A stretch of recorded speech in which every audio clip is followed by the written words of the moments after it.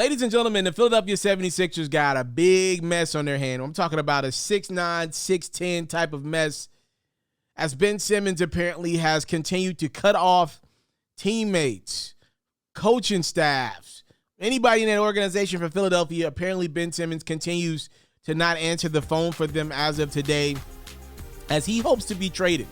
And specifically, he wants to be traded to a California team. You obviously know there's only but so many California teams. We're talking about the Lakers, the Clippers. Either of those teams have the cap room right now to bring in a Ben. We're talking about Golden State that had the assets to bring in a Ben. I don't think that's the direction they're going in right now. We shall see. I doubt it.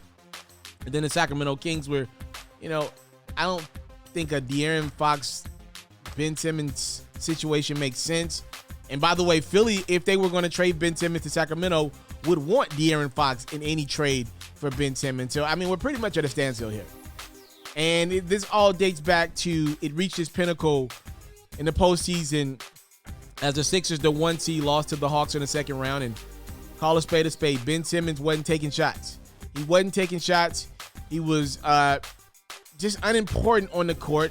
It carried over after the series when Doc Rivers was asked about the future of Ben Simmons, and he was non-committal, and Joel Embiid said the pivotal point in the game was when Simmons turned down a shot.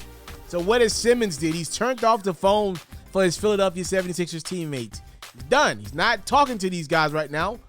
He's putting in the work. I've seen some video of him and Rajon Rondo go viral. It looks like Simmons getting up some shots, trying to work on his game and get better at his range. Only time will tell if he does that. But the biggest question is, training camp starts soon. And will Ben Simmons be a Philadelphia 76er when this season starts is the biggest question. There's not a lot of interest in Ben at the price point that Philly wants to have him at. We've heard about teams like Toronto, even Sacramento, have interest in Ben. But they don't believe they should be paying James Harden-like prices on a guy that can't shoot. Like, are we missing something here that he can't shoot? And personally, I kind of get rubbed the wrong way when I hear reports about Ben Simmons saying, I want to play for a California team. Simmons is no fool.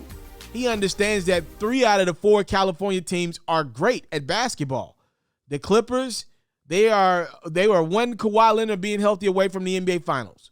The Lakers, they're the 2019 NBA champions, or 2020 rather.